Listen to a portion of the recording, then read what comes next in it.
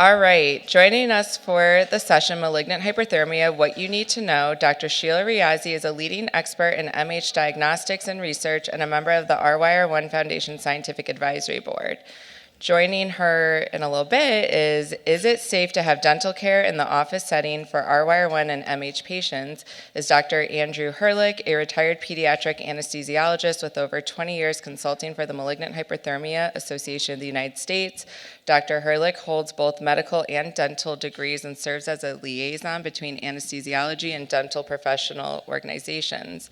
Together, they'll provide essential insights on safe anesthesia and anesthesia during dental care for MH and RYR-1 patients.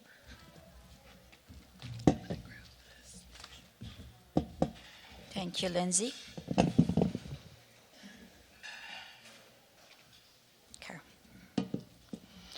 Good morning, everyone. I'm Sheila Riazi. I am an anesthesiologist by training, and also I run the MH Center in Canada, which is a center for assess, diagnose, and as well as do some research for MH-susceptible patients. Before I start, I want to thank Goldberg family for this wonderful foundation that you guys have, as well as all the families who are here, and we learn a lot from just talking to you. So thank you very much for sharing your stories with us, your challenges and expectations. Okay, so just a few disclosure. I'm also a board member of MH Association of United States, and I chair the International Professional Advisory Council of MH, as well as Lindsay mentioned, I'm a scientific advisory board member here. I'm going to talk very basic malignant hyperthermia. So if you have questions, please feel free to ask at the end or find me during sessions, because there are lots of things that I'm not covering in my session. It's very basic, very just, 101 MH. Unfortunately, with all the effort, with all the awareness, or raising awareness, MH mortality still happens. And this is just one example. A public example that is published. It's about, I think, 13-year-old, I can't even read, sorry, 13-year-old boy who had a surgery, actually, in the hospital, and surgery was uneventful. He had a triggered anesthetic. He did not trigger. There was no family history of MH.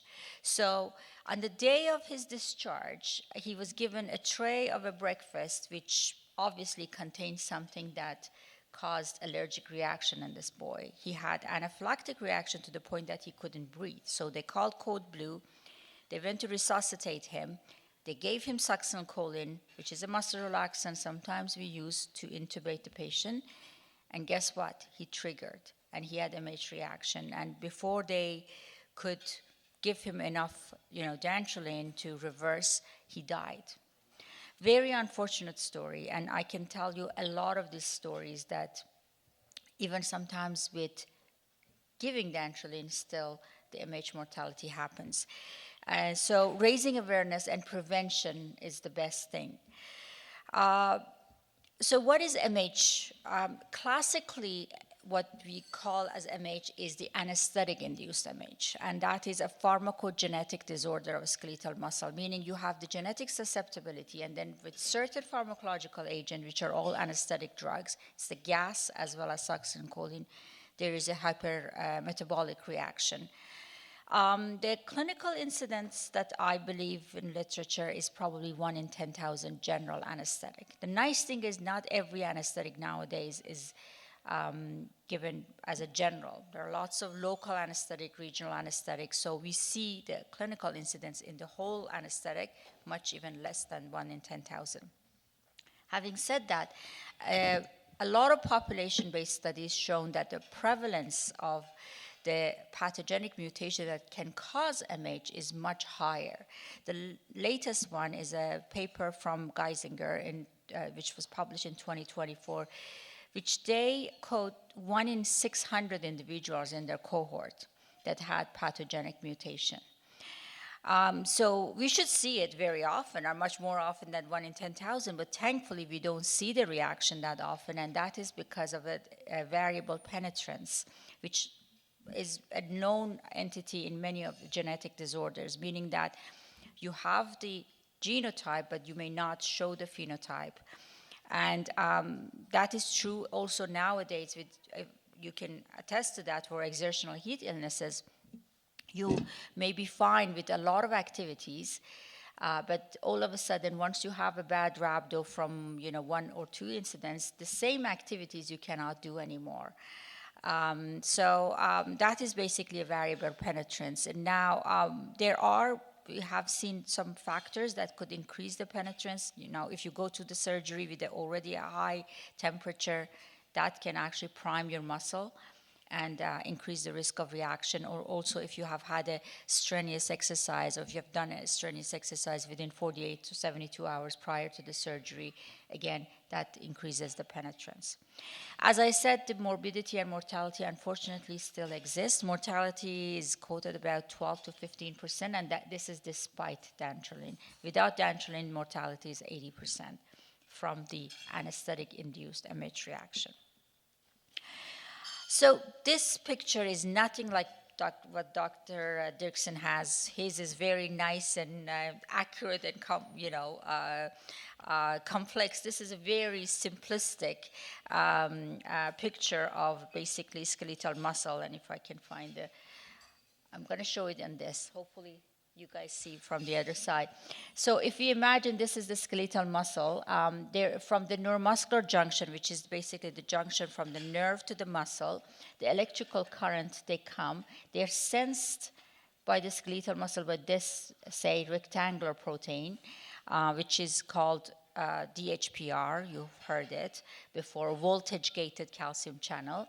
And when this gets activated, this ryanodine receptor type 1, I showed it in round, but it's not really round. You saw the picture earlier. Gets activated, and it's releasing the calcium from the reservoir in the cell, which is sarcoplasmic reticulum, into the myoplasm, and then you can move your muscle. Basically, there's an actin-myosin interaction from that. Now, in MH patients, this complex, which we call it excitation-contraction coupling, is defective. And therefore, they have excessive calcium release into the myoplasm with triggers. And that causes the reaction, what we see in the operating room, which excessive calcium causes a lot of actin-myosin interaction to the point that patients, they get contracture, they get rigid, and their temperature goes up. There is a hypermetabolism. The cell works out too much, so it uses a lot of oxygen, and produces a lot of CO2. And in the anesthetic, like in our monitors in the operating room, we always obviously check your blood pressure, oxygen saturation, ECG, but we also look at how much oxygen you take in and how much you breathe out. And we see a huge wide gap when the hypermetabolism happens. And then also we see a CO2 rise because we measure what patients breathe out as CO2, and we see that CO2 goes up. And then at some point, the cells break down, and that's rhabdomyolysis. And also pigments, they can overwhelm the kidney and cause kidney dysfunction as well.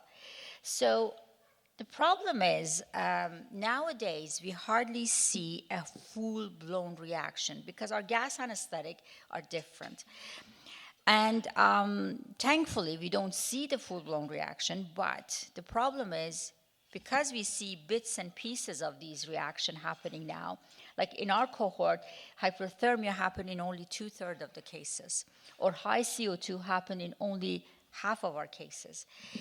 It causes a delay in diagnosis because there are many other more common differential diagnoses for a high temperature under anesthetic or high CO2 under anesthetic. It's just if you have the whole picture all together, yes, it could be MH. But if you have bits and pieces, it's very difficult to, nail it down that this is MH. And I think that is the problem nowadays we have, which causes the delay in diagnosis. And delay in diagnosis is detrimental because we've shown that every 20 minutes that there's a delay in diagnosis, the complication rate increases by 30%. When there is a delay by 50 minutes, complications are 100%. This is not just mortality, complications, which I'm going to tell you what they are.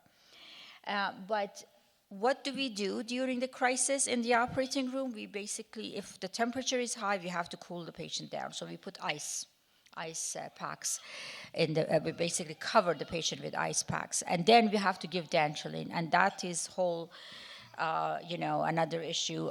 In United States, there is a good preparation of dantrolene, which is very concentrated. It's called RYR-1. It has 250 milligram, and that's basically one bolus that you want to give to the patient.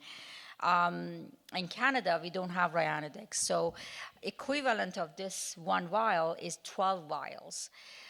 So imagine that it's labor intensive. You have to call for extra help to come and drop all these medication for you to give to the patient. In the meantime, that you have to deal with arrhythmia and high temperature and basically keep the patient alive. So thankfully, if the patient survives, we send them always to ICU, even if they are 100% stable. Why? Because there is a 25% risk of recurrence.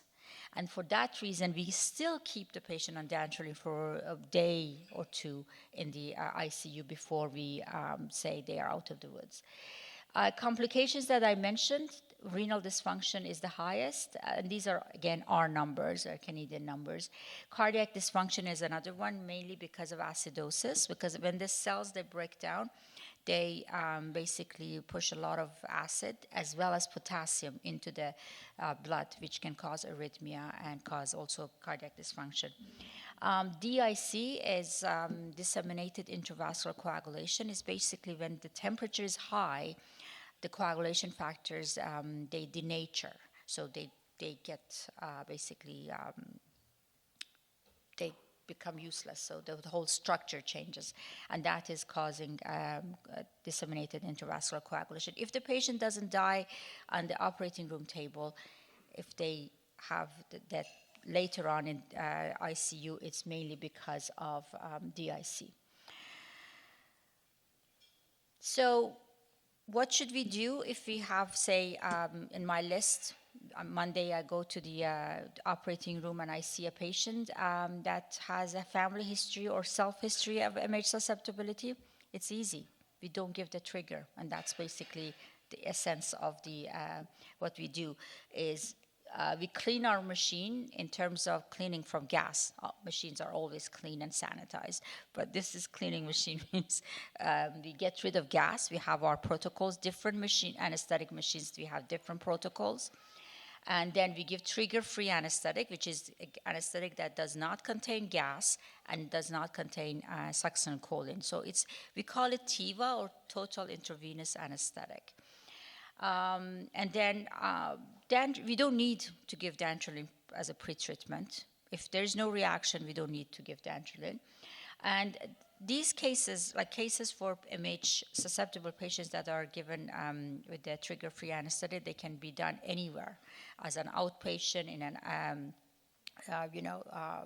surgery center facilities, anywhere, because these are the easy one. We already know there is a risk, so we just avoid giving it. The difficult ones are those that we don't know, and then the reaction happens. So diagnosis is, the gold standard is contracture test, which is a barbarian way of doing a diagnostic test in this age.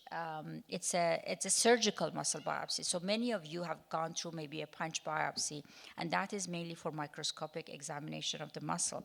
But this one, we need a live muscle, a muscle that contracts. So what we do basically in this test is we try to produce the MH reaction outside of your body in the lab. So we need to have a live muscle. So the test has to be done in a center, or the biopsy has to be done in a center that they have the facility to do the testing. And that is another issue. In Canada, there's only one center, which is us. In US, used to be 4 centers, now down to 2. One of them does 2 biopsies a year, which is basically nothing. The other one does probably 20 or 25 per year. Again, it's not enough. In Europe, it's different. In Australia, New Zealand, it's different. They have many centers. Like Germany, they have 3 centers. But unfortunately, North America, we have issues with this because it's not covered. And even us, that we have a public, basically, health funding, they're giving us trouble with our numbers. So anyway, we take a big 3-inch piece of muscle. 3-inch exactly. Depending on the center, sometimes they take it from the lateral part of your leg. We take it from the inside the leg, and we make pieces of the muscle. Basically, we make bundles of the muscle, and we put it in our machine, basically, and expose it to both caffeine and halotane, and we measure the contracture. As I said, we try to produce the reaction outside of your body. And we have our own criteria of what is positive, what is not, based on the concentration of the triggers. And then we call patients MHS, which is MH susceptible, or MHN, which is MH negative. Now, sensitivity of the test is high. I think ours is even higher than 97% because we do the test twice.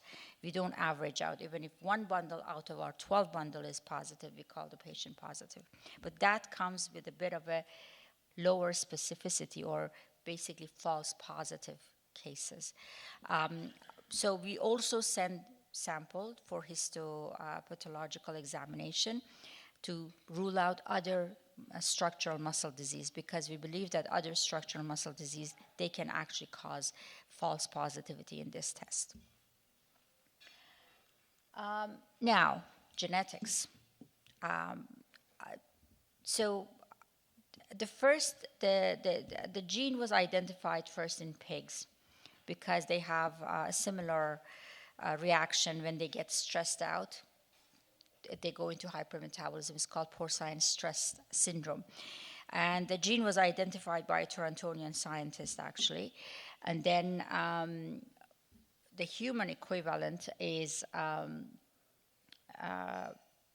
RYR-1 receptor type 1 gene, which you know it better than me. It resides on chromosome 19 long arm. And it encodes, as I said, the RYR-1 receptor type 1 protein. Now, that is probably 65% of the cases of MH susceptibility. About 1 or 2% of the cases are because of the mutation in the gene that encodes the voltage-gated calcium channel. The gene is called CACNA1S. But the problem with whole MH susceptibility is, which may not be really relevant to you, but the sensitivity of genetic testing is about 70% at the best.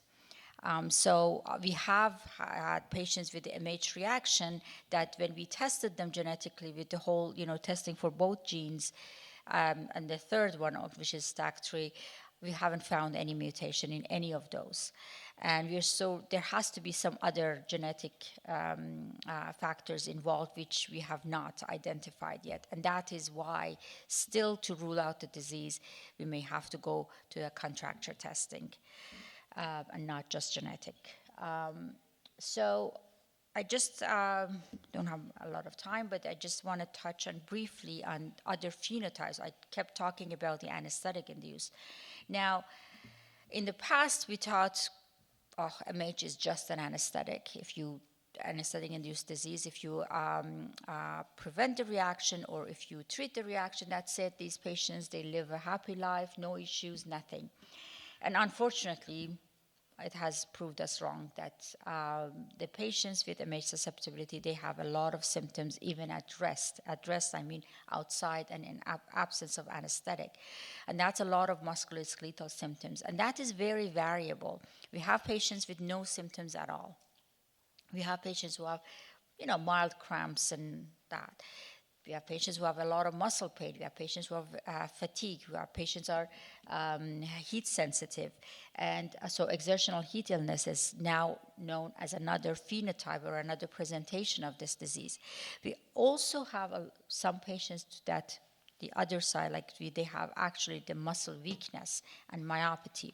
So unfortunately, it's like a syndrome. It has different presentation, and probably anesthetic-induced part is the easiest one to deal with as opposed to the other ones. And so I always like to show this pedigree just to show how much coexistent lives between these, phenotypes. And that is, this is a very, very unfortunate family. And all those with, black boxes or black circle, so not this one, sorry, these 4, they have died from an event. So this grandfather died during surgery from MH, anesthetic-induced MH. And this boy also died somewhere in Asia recently during an appendectomy from MH reaction. They didn't carry dantrolene. Anesthesiologists diagnosed, but they did not have dantrolene in that hospital. Actually, in that country, they don't even have dantrolene readily available, which is another issue. Now, this boy is my patient, or it used to be my patient. It's very sad. 16-year-old boy who was diagnosed as MH susceptible, had a mutation carried from his mother, and he had influenza A, and then he went to gym and he exerted himself, and unfortunately he collapsed in the gym. And they took him to the hospital. This is Ottawa, one of cities in Canada. Actually, it's our capital. So they took him to Emerge, and mom went and said, hey, my boy has MH. Please give dantrolene. He said, oh, no, MH is just anesthetic disease. Why? We're not giving dantrolene. Anyway, with the pressure from mom, they gave one of those little vials that we have in Canada, which is not enough. I told you we need 12 vials as a bolus. They gave him 1 vial, which was nothing for this big boy. So unfortunately, he died in Emerge, and this happened like just a few years ago.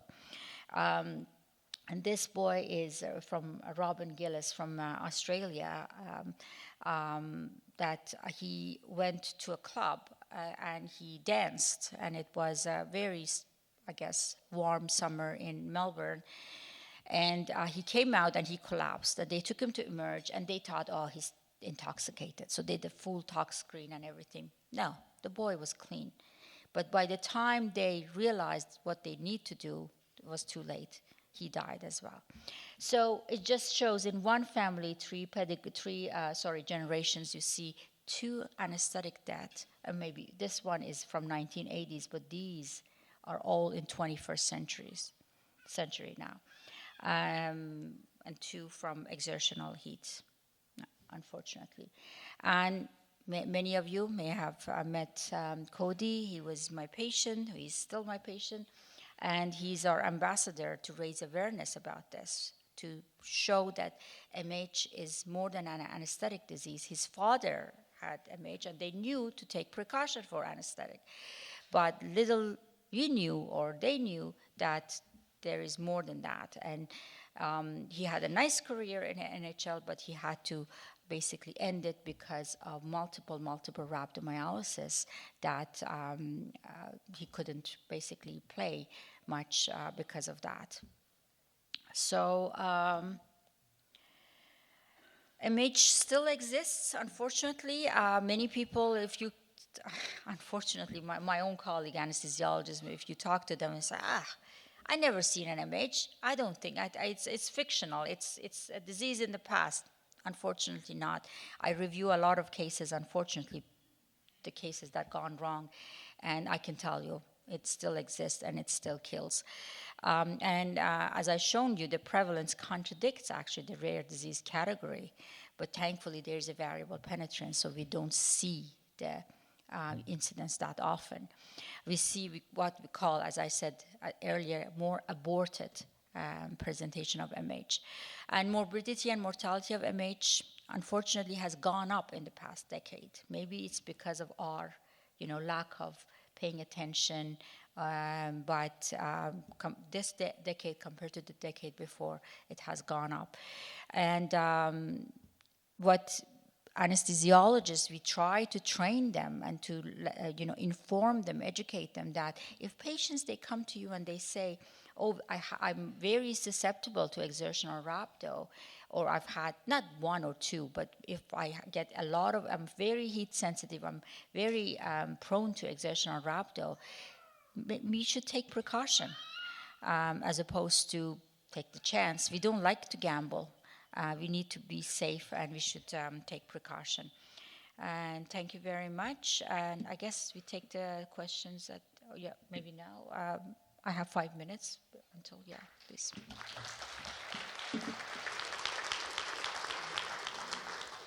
Hi, my son has surgery he goes under anesthesia every 2 months, and I have to fight with the anesthesiologist every time because they don't want to keep the dantrolene at bedside. They want to keep it across the hall at the pharmacy. Is this typical, or am I being difficult?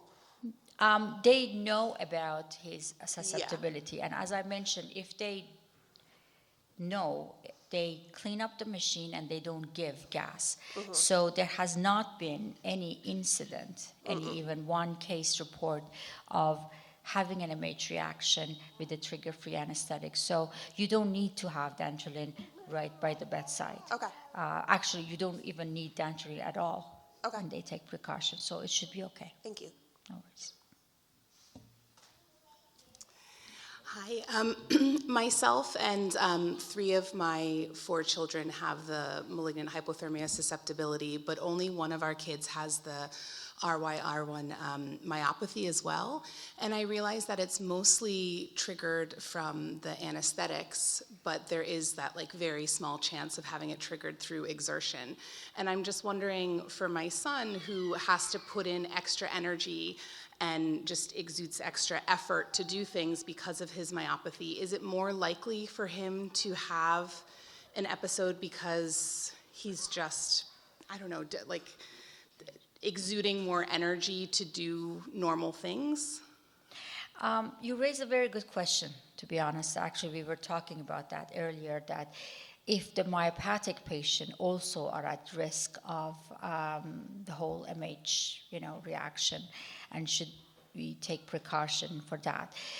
What we know that myopathic patients, they are at risk of heat induced and exercise, even exercise, not in the sense of, you go and run in a treadmill, but anything, or like overexertion, if I say correctly, they are at risk of that. Risk of anesthetic-induced MH, I'm not sure. With the whole myopathy, probably it's safe just to take the precaution because, as I said, prevention is all the, thing we have. But yes, and as I said, there's so much phenotypic variability, and he might be doing stuff that he has been fine, and then at some point, if he has even little episodes or repeated little episodes, then his body may get primed, and then with little exertion or less activity, he may show reaction. So in general, I would advise caution. Yeah, this and that. So what's the cost difference between the 2 anesthetics? It's not just the cost, but that's a good point. It's not just the cost. I think I can't say about U.S., but in Canada, well, as I said, we are public funding, so cost is everything. Even I'm the chief of my department, and unfortunately, I'm telling my anesthesiologist, hey, don't put the Y extension, put this, because this costs $5, that costs $1. We are that bad. But the cost of TIVA is more. There's no question. The cost of TIVA is more, not much, 30% maybe more, all in all, maybe in some countries, maybe a bit more than that, 40%. But there are indications for gas anesthetic. It's not all about cost. Like in kids, we don't like to put IVs in the kids when they are awake. You know, if you have a 5-month-old coming and crying, we always put them down with gas, and then we start an IV.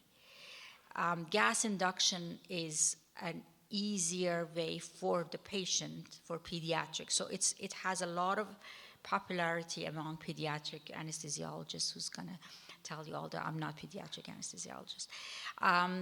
So it has its own indication, that's one. Second, there is always risk of awareness when you do TIVA as opposed to gas.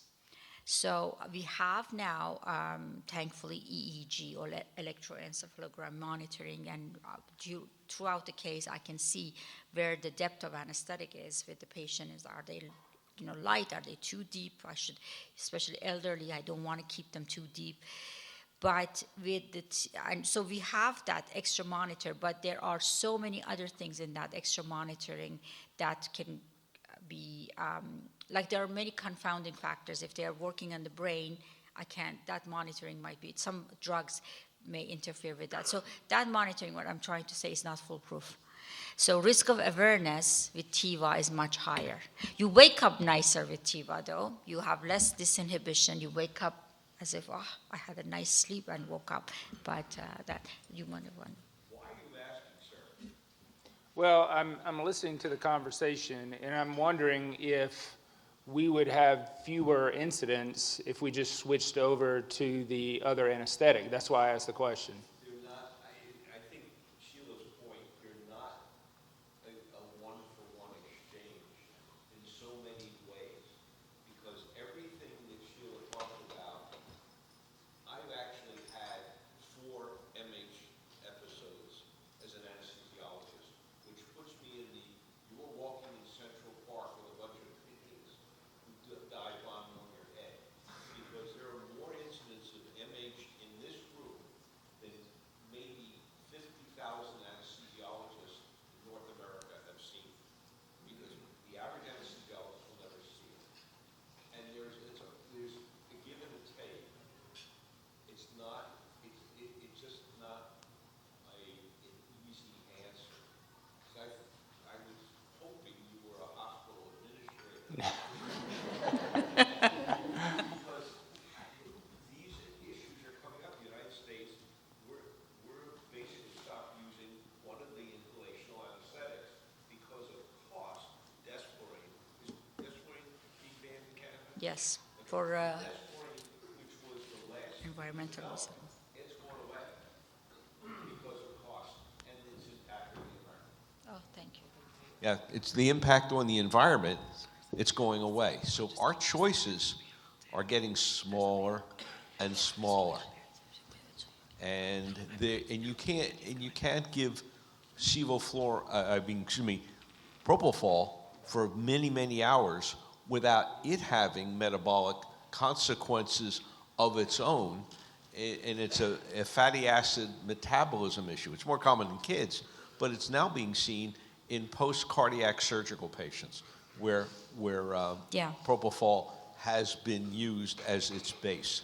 And- There's no free lunch here. Right. Yeah. And each patient is each patient. And each anesthetic may change. I'm sorry No, to that's jump in true. on that. Mitochondrial disease, you should probably not give propofol. We don't know. Yeah. Right. It's a sea of interrogatives, sea of question marks with a few exclamation points. Thank you. We take a couple more, and maybe Andy, and then we can take questions. Nicole? Just following up the previous discussion, I'm a neurologist, so I try to explain things more simple to my patients because I'm not an anesthesiologist, I don't have the background. Because the question I always had, why do you still use succinylcholine? I just mentioned yesterday, sucks in a way, you know, because of all these side effects. But what I was taught by my anesthesiologist is that's the most rapid working muscle relaxant. And that's why I think your example was very illustrative. It was a patient with an allergic reaction, so there had to be an emergency intubation. And I think that's a very different situation from a planned operation with general anesthesia where you can take all the precautions and make a choice, but maybe you want to comment on that? Yeah, thank you. Exactly. We try not to use sucks, but succinylcholine, sorry, it's not sucks. But it has its own indication, exactly as you mentioned. When patients, they come with a full stomach, meaning that they have a ruptured peptic, like a gastric ulcer or ruptured bowel or something, we call them full stomach in a sense that as soon as I put them to sleep, there is a huge risk of aspiration going up, going to the lung, and if it goes to the lung, it causes what we call ARDS, which 50% mortality. So it's a big deal. Aspiration is a big thing. So when they tell you not to take food after midnight before your surgery, take it seriously. So for that, my alternative is rocuronium, which takes 2 minutes to get, kick in. And with that 2 minutes, I can basically burn the lungs. Succinylcholine is 30 seconds. So it has its own indication, exactly as you mentioned. Kurt, and then maybe Andy, and then we take your question afterwards. Sorry. I just want to... Oh, sorry. Just one other thing which was very important in your story, someone traveling to a country where no dantrolene is available, and that's what I was just telling to some of the people in the room. If you travel to a country where the healthcare is at a different level, make sure that you know where the hospitals are and realize that the care will not be at the same level as in the United States or in Canada. Very practical point, exactly. Kurt. Yeah, I just wanted to add to the muscle biopsy centers. The one in Minnesota only does like 2 a year. That's available to everybody. The other one, military families or somebody in an NIH study. So basically, yes, in the United States, yes, it's very bad. It's completely dying down. Absolutely. Andy. I'll take your question afterwards. I'm sorry.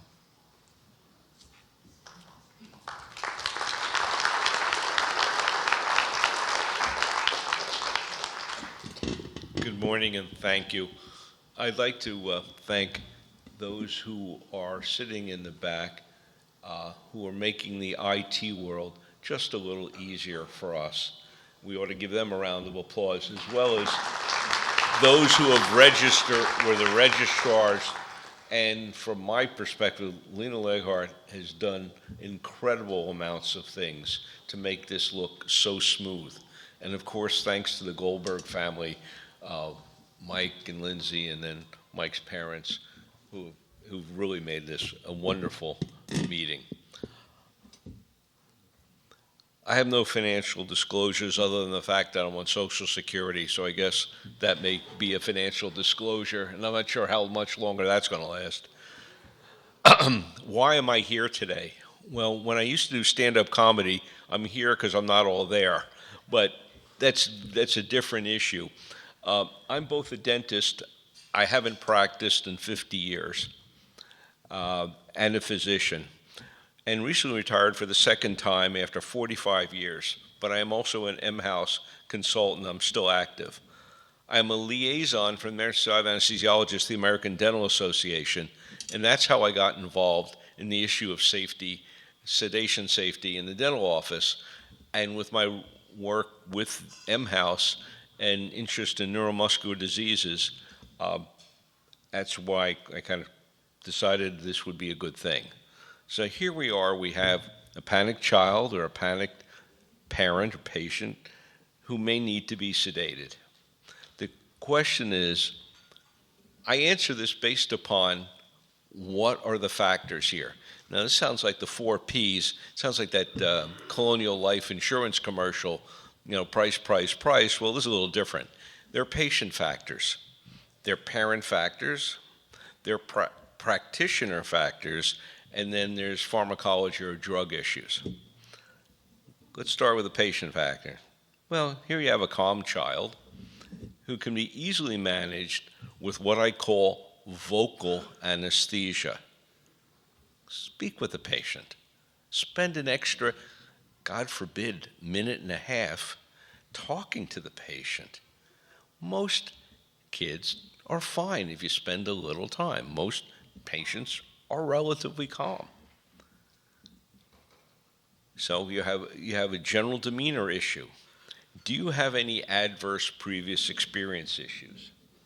Now, this is where it gets sticky, and that is coexisting or severe diseases such as the RYR-1 with challenged abilities and specifically cognitive functioning or age issues. There are, believe it or not, dental cases that have occurred in 1-year-olds. And periodically, because of my work with the American Society of Anesthesiologists, I hear about deaths in the dental offices, and we've just had another 1-year-old who died at 6 o'clock in the morning under anesthesia in a dental office in an East Coast state. Because of the medical legal issues, I'm trying to keep this as generic as I possibly can. And the patient factors are also parental or caretaker influences. If you have a panicked parent or parents, that certainly is going to impact upon the child. We have our biases, I get it, and sometimes we can't control them, and they certainly do rub off. What about parental or caretaker factors? Well, as I said, their biases. Do you have a calm parent, or do you have a parent who's so panicked that the first thing they do when they wake up in the morning is find their pack of cigarettes and light up a cigarette before they made 5 steps out of the bedroom? What are their interactions with the child in preparation for the dental visit? And do they have their own functional limitations to care for the patient? Here is the biggest challenge from my perspective, and that is practitioner factors. General dentists may not be as comfortable with sedating or taking care of a child in the dental office. Are they a pediatric dentist? And what's their extent of training with challenged patients? There are rules of training programs for pediatric dentists emanating from the American Dental Association. There's a special committee that says that they must have X amount of experience with challenged patients, and these include challenged adults. Many of them are trained to use oral or intramuscular sedation. And what I contend is that the best anesthetics, irrespective of the diseases, are a calm or vocal anesthesia with necessary local anesthesia. Too many dentists that I'm aware of are quick on the draw for oral sedation, and it may not be necessary, and there are adverse outcomes. And finally, there's the location of the care. Assuming an urban or suburban environment, an RYR-1 patient who needs to be sedated should be in a hospital. And this is an exclamation. This is an emphatic, too bad. Insurance companies and hospitals don't look at dental care as very favorably. It's a nuisance. It doesn't bring in the big bucks. I'm going to put on my pediatric anesthesiologist big medical center hat. I spend much of my career taking care of children with pediatric burns. You can't do that in a community. You can't do that. That brings in big bucks, whether it was Medicare, Medicaid, private insurance. Dental care gives minimal stuff. So they just stopped doing it. They stopped bringing oral surgery cases to the hospital, irrespective of the child's or the patient's issues, until they became legal fights. So that, sadly, sometimes you're just going to have to kick and say, too bad, make this important.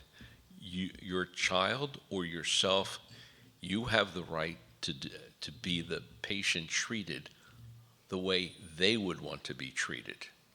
That is what physicians are taught to do. Put ourselves in the place of the patient. What care would we want if we were in that same situation? There's also pharmacology factors. Are there any drugs that are safe? You can imagine the drug you probably heard about the most is Versed or oral Versed.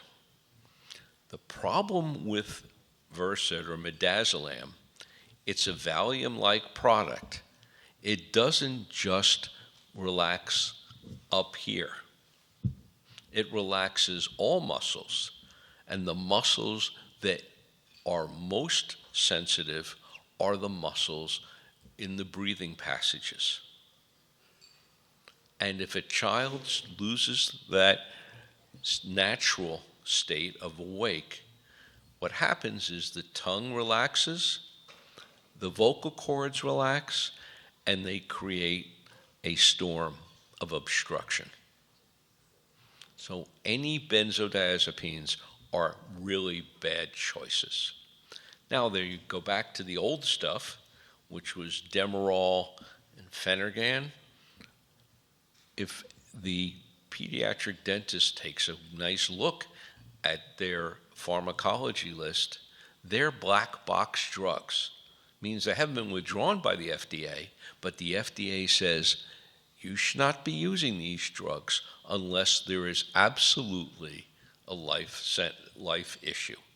These are bad drugs to use, but they're still being taught. I was astounded to see this self-righteous behavior of, well, this is what we do, but they're still teaching it out there. Now, what about nitrous oxide or laughing gas?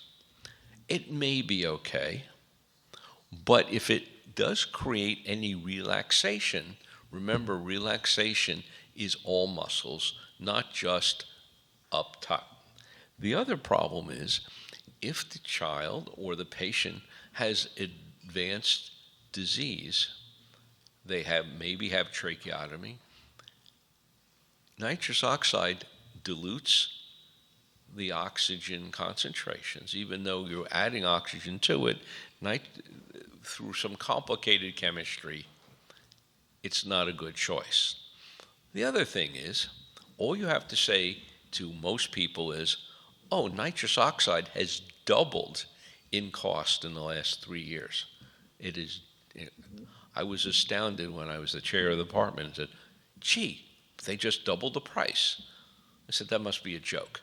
So I went to the top of the University of Pittsburgh Medical Center's supply chain. I said, yep, it's doubled in price at every place because of the way it's the synthetic elements, they've doubled in price. So what is University of Pittsburgh Medical Center done? They have pulled the internal nitrous oxide lines. That is, they're disconnected from any source. We no longer use them. So laughing gas, which is in every dental office, at least you thought it was, that's going away because any rational dentist will say, I'm getting double charged for something I don't use very much. This is a no-brainer, it goes away. Another drug, as I mentioned before, is going away. Our choices for sedation are going away. As I mentioned before, about the Valium-like products is a dangerous gun. The last thing you need to ask, can the dentist rescue the patient from a depth of sedation? The dentists who are most likely to be able to do this are the oral surgeons who have many, many months of training. I'm sure Sheila also trains them at the University of Toronto. I've trained them, as well as dental anesthesiologists. There are not that many of them around, but that's it.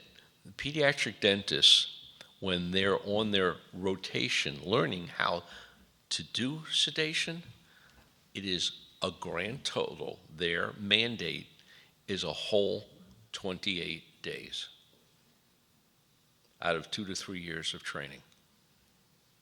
How good do you think they're going to be in their ability to rescue a patient?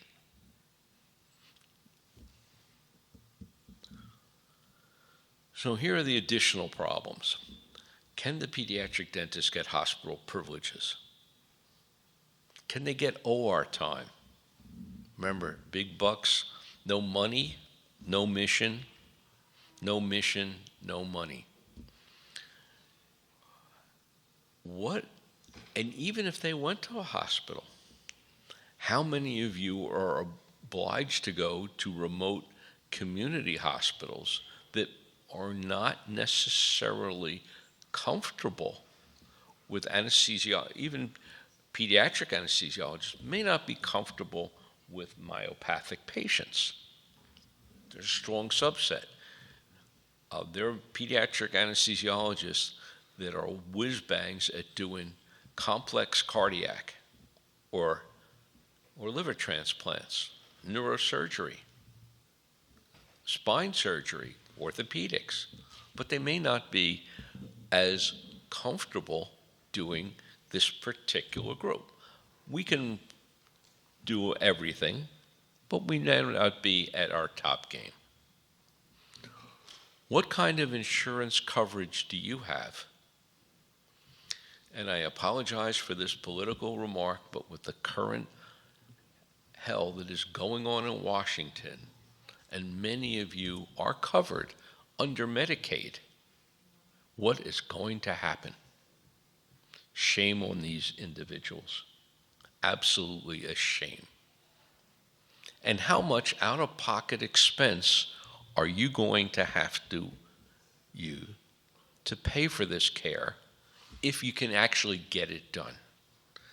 So what happens is the care gets pushed right back to the office, because where else is it going to do it? The most important things you can do, and I have to pull back from my 50 years ago of dental education, your meticulous day-to-day brushing, flossing, if you have to do it with a child. Now, young children don't need flossing, but brushing their teeth. And really important for the adults who are on bisphosphonates, meticulous dental care. Because once the teeth have problems, there is a significant challenge to the jawbone, specifically, more so than the femur or the leg bone, but the oral bone, and women more so than men, because more women are on bisphosphonates, are going to have problems. So to avoid the sedation, meticulous dental care, so you're not forced into these challenges of sedation in the office. So back to the beginning. Can my child be sedated, or myself, for routine dentistry? Yes, but with vocal and local anesthesia. In summary, irrespective of the myopathy, all dental care can be performed in a dental office under local anesthesia.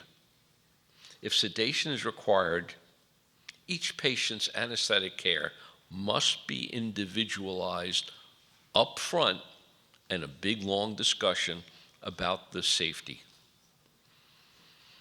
Sedation patients with most myopathies should probably be done in a hospital setting with an anesthesia care provider, whether it's a physician anesthesiologist or certified registered nurse anesthetist, anesthesia assistant, who is comfortable with these patients. We are not all interchangeable.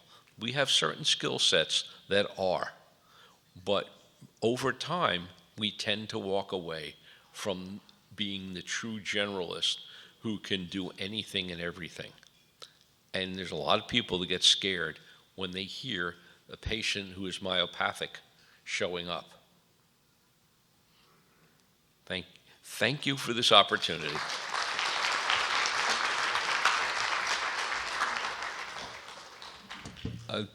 Anybody have any questions? I do. Yes. So is it safe, my dentist office, it's real small, it's got like half walls and curtains. Is it safe for him to even be there while I get stuff done? Or could someone in Manette's bed set him off? Oh, I mean, that's a bit of a myth. You can't trigger. There's not enough anything in the environment. There's been one case of somebody who worked in a chemical plant who was inhaling this stuff. But from an anesthetic perspective, that is a myth. Thank you. Many nurses in the recovery room go not bonkers and, oh, they're going to trigger. And the answer is never, ever has that happened.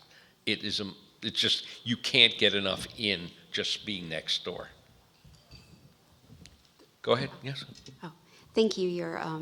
Your presentation makes me feel a lot more comfortable about my son having to go to CHOP a couple times for oral surgeries, so I feel better. My question is more kind of the general MH, back with what Dr. Riazi was talking about. When the patient that went to the hospital and the mother's like, this is like exertional MH incident and the hospital really didn't take her seriously, what would you recommend if we feel that our child is going through an MH reaction, like an exertional heat issue, and the medical team is not like understanding? Like, is there certain language or something that we can demonstrate from like MHAS or just in general, like to say they need more attention? $1 million question. For that case, we tried a lot of things. We tried to start with the education of our emerge docs and all that. I think one most practical approach would be if you have a one-page summary of your child's,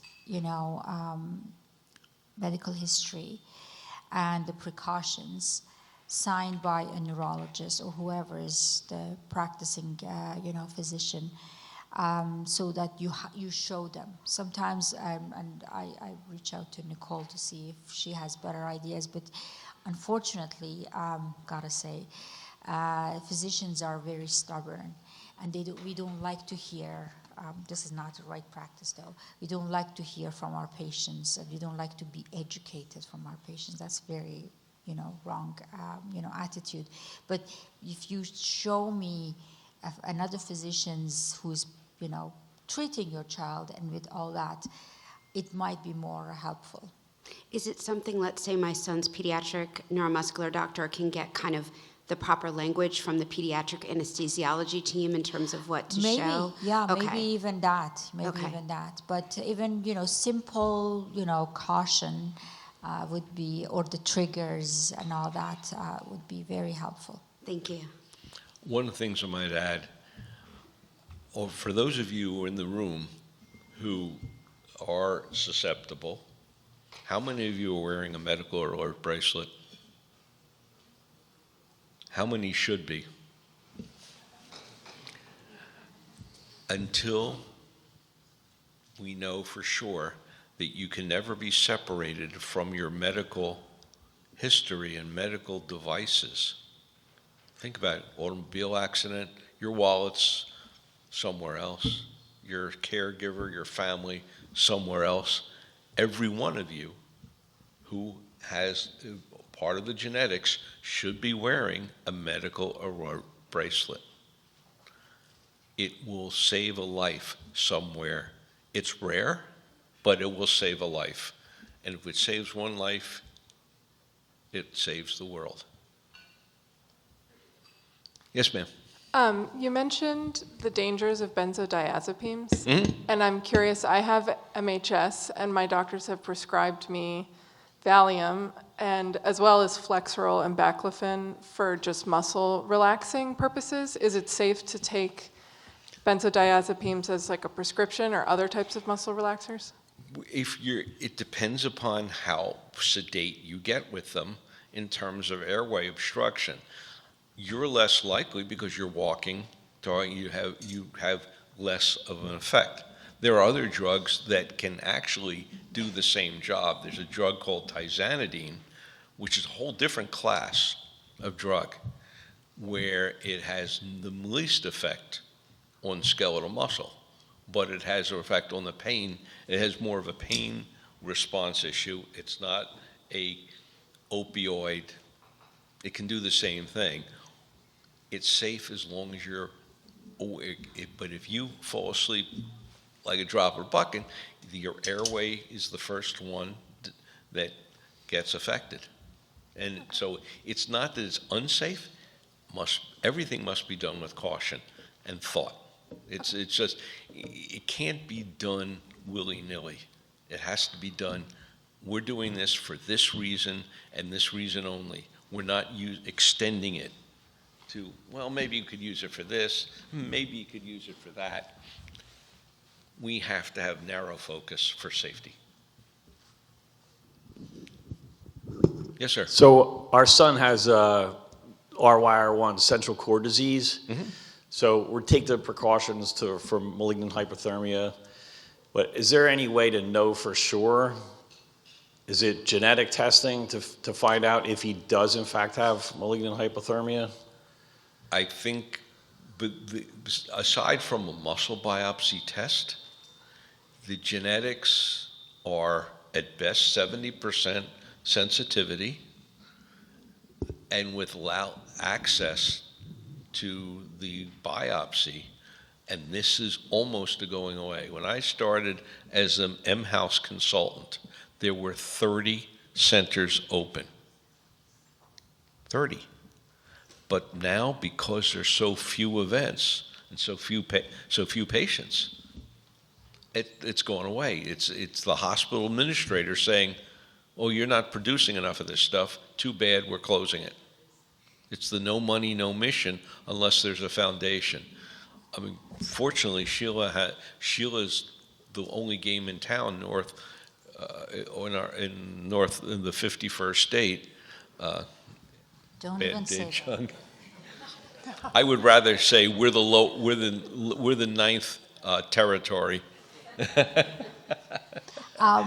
Yes, they has to take precaution because central cord disease patients, they also Absolutely. I think everyone should take the precaution. It's cheap. It's $40 for a bracelet. And make these. It's a muscle biopsy and that's it. Muscle biopsy is the only. It's what, 98, 99%? Yeah, but I don't even do contracture tests for my central cord patients because it's too much of a muscle to take from them. It's a pain, and it really is a very technically challenging event. So you have to say, assuming yes. You're welcome. Yes. Well, maybe two comments. If you would do such a CHCT test in a patient with a myopathy, it might be falsely positive, but Sheila might want to comment on that. Exactly. As mentioned, specificity is 76% for CHCT, and for the other one, almost the same.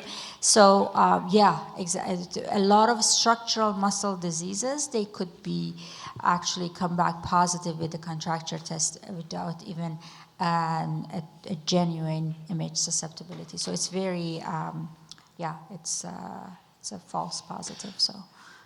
And furthermore, also, if you're not susceptible to MH, an anesthesiologist should know that you or your child have a neuromuscular condition, because there are general precautions to be taken in case of neuromuscular conditions without malignant hyperthermia susceptibility.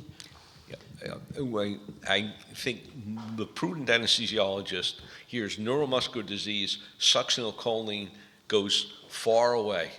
It's hidden somewhere. Yes. Succinylcholine just disappears off our radar in terms of use. Neuromuscular disease, you get this big, no way, not use. Yes. The other stuff becomes a little softer call because not every one of the neuromuscular diseases sucks, except in the case of myasthenia gravis. Myasthenia gravis is an anomaly because there's question of resistance versus sensitivity. That's still, the jury's still out on that one. The final comment I wanted to make is what Sheila referred to before. You will often encounter clinicians who do not know about your condition because you have a rare condition. That's just the fact. And please always be patient and friendly and never show, you should not show signs, I think, of being agitated about that. Just try to be encouraging, showing an attitude like, well, I'm someone you can learn of, you know, and bring the information with you, carry it on you, and don't get upset with the clinician, because if a clinician feels that, he or me might feel offended, which should not be the case, but you're not going to change that. But if you have this encouraging attitude saying, well, if you don't know it, I can teach you something, that might help, I think, in general. All right, Cody, you're the last question. I just have a question about the travel to a place like Asia that doesn't have dantrolene. What would you suggest if you have to go to one of these countries? Don't go. No, seriously, I don't mean that glibly. I mean it. If you are that challenged and you run the risk of needing a procedure that can't be done under spinal or local or regional block, and not all anesthesiologists are that comfortable doing some fancy blocks. Imagine you need an emergency chest surgery. You might as well, you're done, unless you bring your own supply of dantrolene. And considering what's going on, transporting drugs with you, and the average person at the border are going to say, what is this? And then you're in jail. Don't travel. Honestly, don't travel. This is quite dramatic, though. I mean, but seriously, don't travel to these countries because you can't expect it to happen. There have been deaths in so many different countries because of this. Matter of fact, I was consulted about 10, 15 years ago in Monterrey, Mexico, and the patient needed to have a craniotomy, have a brain surgery, and they were told, you need to get your own supply of dantrolene, or we're not doing the surgery. I have an idea. Either Dr. Riazi or Dr. Herlick can travel with you guys to these countries. Yeah, we are useless without the drug. But Cody, medical alert bracelet. Every anesthesiologist in the world, wherever they are, they know how to give trigger-free anesthetic. If you wear medical alert bracelet, God forbid, if you're unconscious, they look at it, they know, everyone knows malignant hyperthermia terminology, they know what to do, they just give you the safe anesthetic that you don't even require dantrolene.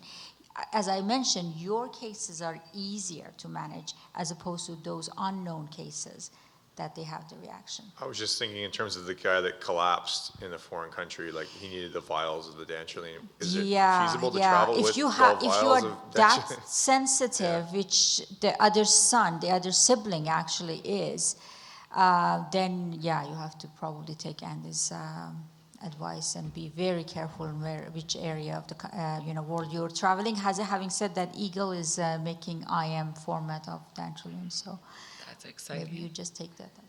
So instead of an EpiPen, you would carry around IM. Yeah, that's pretty amazing. Okay, thank you, Drs. Riazi and Herlick. We appreciate it.